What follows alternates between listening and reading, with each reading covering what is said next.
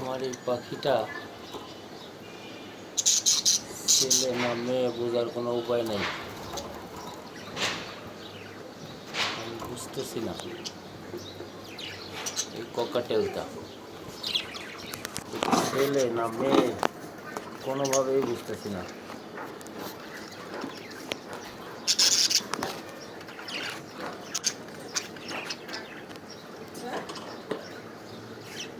এখন এটা বোঝার উপায় কি আপনারা যদি কেউ জানেন তাহলে একটু জানাবেন। আসলে কোনটা কিনবো, এটার সাথে জোড়া দেওয়ার জন্য এটার বয়স হয়ে গেছে, এখন একটা জোড়া দিতে হবে, ওর একটা সঙ্গের সাথে আনতে হবে।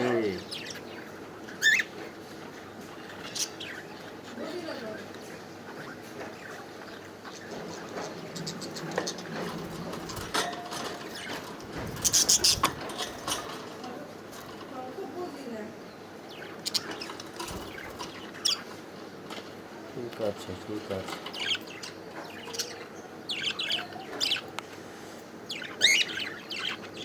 এই যে এইগুলো হচ্ছে হলো অ্যালবিনো, এটা হচ্ছে লুটিনো,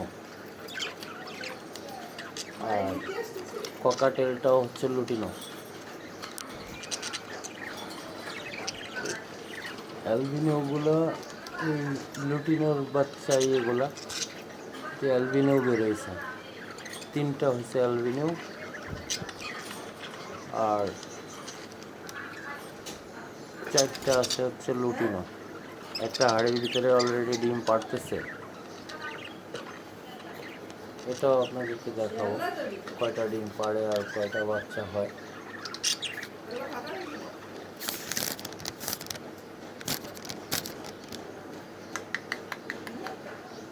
কি খেয়েছো সকালে? একদম শান্ত হয়ে বসে আছে, সকাল থেকে যে চিল্লাচিল্লি করছে আর এখন একদম শান্ত।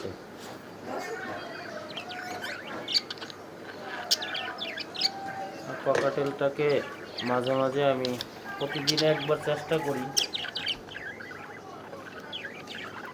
ছোলা দেওয়ার জন্য। ওকে ছোলা খুব পছন্দ করে, ছোলা। কিন্তু সমস্যা হয়েছে একটাই, যে এই ছোটো ছোটো পাখিগুলা এই এত বড় পাখিটারে মাইরে পাখনা দিয়ে রক্ত বের করে দিচ্ছে।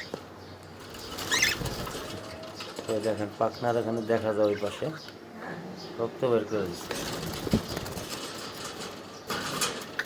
ওই দেখেন স্পষ্ট দেখা যাচ্ছে, এই ছোট ছোট পাখিগুলো এইভাবে মারছে, এই বলা যায়।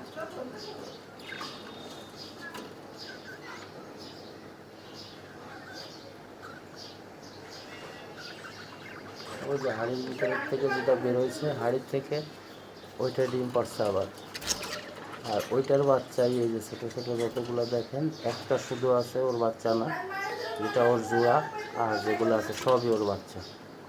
ওই সাদা হলুদ। ওকে আজকের মতো এই পর্যন্তই, ইনশাল্লাহ আগামীতে আবার দেখাবো কয়টা ডিম পাড়ছে, কয়টা বাচ্চা হচ্ছে, সবই দেখাবো ইনশাল্লাহ।